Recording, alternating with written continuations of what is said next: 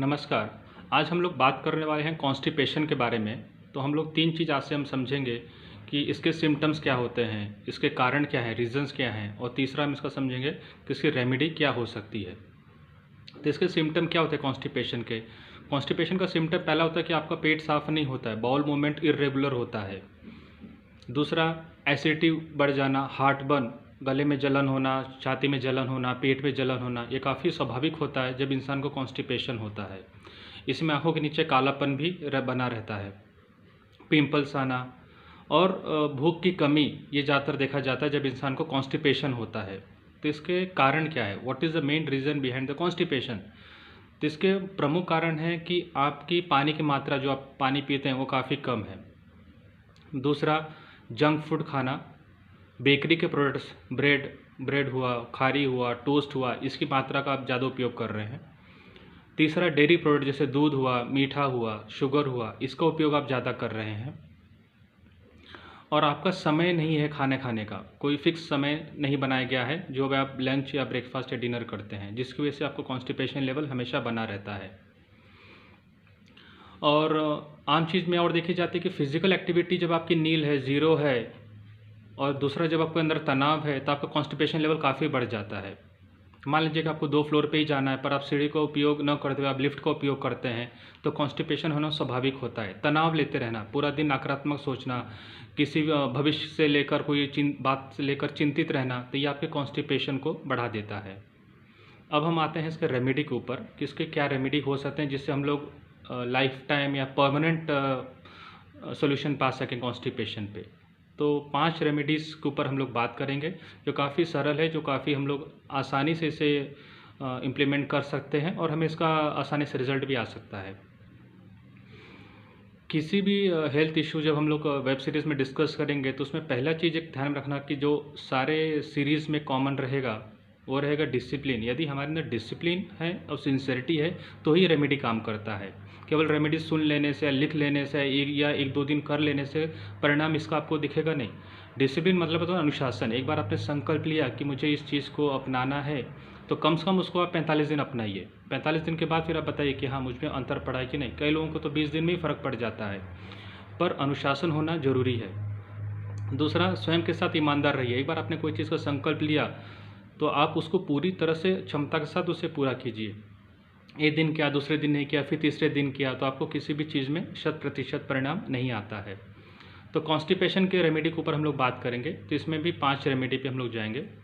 सबसे पहला और इफ़ेक्टिव रेमेडी जो होता है कॉन्स्टिपेशन पे, वो होता है कुंडलिनी योगा और ध्यान। यदि इंसान प्रतिदिन इसे करे, सूर्योदय होने से पहले, 100% इससे इफेक्ट पड़ना शुरू हो जाता है फर्स्ट डे से ही।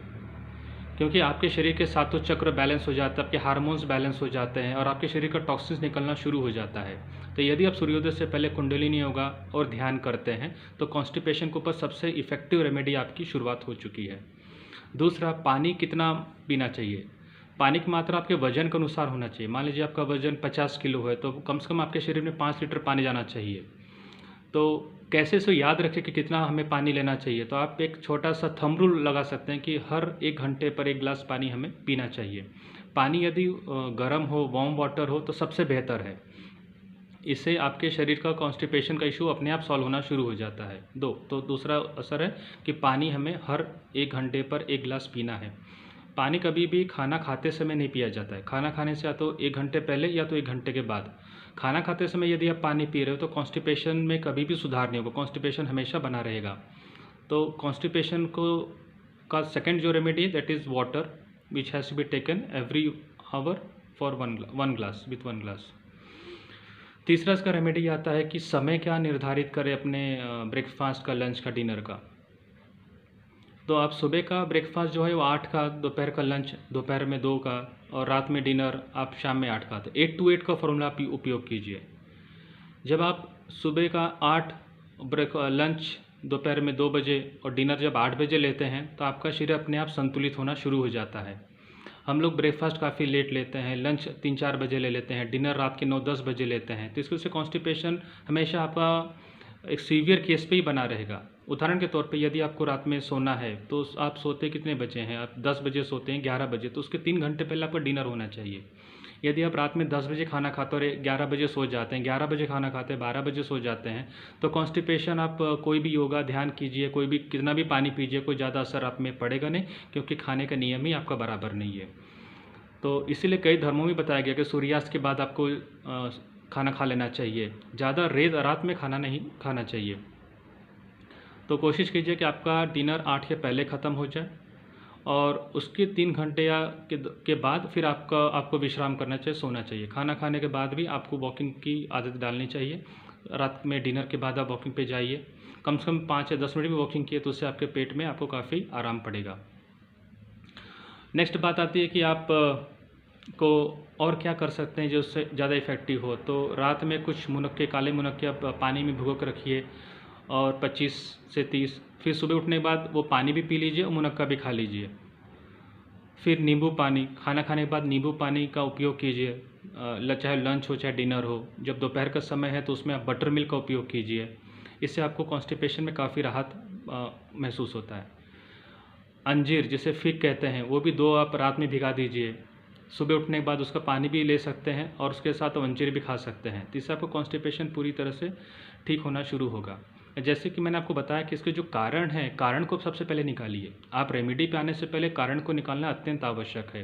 कारण को मैं वापस रिपीट कर रहा हूँ, तो यदि कारण को ही नहीं निकाला तो रेमेडी आप कितना भी कीजिए उस पर असर ज़ीरो है। कारण है इसका डेयरी प्रोडक्ट, दूध से बनी हुई कोई भी चीज़ जिसमें लैक्सेटिव होता है, शुगर, मीठा। दूसरी बात होती है बेकरी के सारे प्रोडक्ट जिसमें ब्रेड, खारी, टोस्ट ये सब आते हैं। तीसरा आता है जंक फूड, पैक फूड, इसे कम्प्लीटली पूरी तरह से बंद कर देना चाहिए। और चौथा कि अपने खाने पीने में हरी सब्जी का उपयोग ज़्यादा से ज़्यादा करें। जितना ज़्यादा आप हरी सब्जी, स्प्राउट का उपयोग करते हैं उतना जल्दी आप कॉन्स्टिपेशन से फ्री हो जाएंगे। और तनाव को बिल्कुल नहीं लेना, जितना ज़्यादा फिजिकल एक्टिविटी करेंगे, चाहे ऑफिस अगर पास में पैदल जाइए, अगर सीढ़ी का उपयोग कर सकते हैं सीढ़ी का उपयोग ज़्यादा से ज़्यादा कीजिए, इससे आपकी फिजिकल एक्टिविटी बनी रहेगी। जब आप इस रीज़न को ही हटा देंगे तब उसके ऊपर आप रेमेडी के ऊपर आपका रेमेडी तभी इफेक्टिव रहेगा। और रेमेडी को हम वापस रिपीट करते हैं। पहला रेमेडी है कुंडलिनी योगा ध्यान, दूसरा है हर 1 घंटे पे 1 गिलास पानी पीना है, तीसरा है कि आप अपने खान पान में टाइम का उपयोग कीजिए, 8 to 8 का फॉर्मूला अपनाइए। सुबह 8 बजे ब्रेकफास्ट, हैवी से हैवी हो, दोपहर 2 बजे लंच और 3 बजे और रात में 8 बजे आप डिनर लीजिए उसे। और उसके बाद फिर 2 से ढाई घंटे के बाद आप सो सकते हैं। जब आप इन सब चीज़ों को उपयोग आप करोगे तो 100% आपको कॉन्स्टिपेशन से रिलीफ होगा और आप इससे जल्दी से जल्दी आप बाहर निकल जाओगे। हम लोग फिर मिलेंगे एक नए हेल्थ इश्यूज़ के साथ। तब तक के लिए जय हिंद।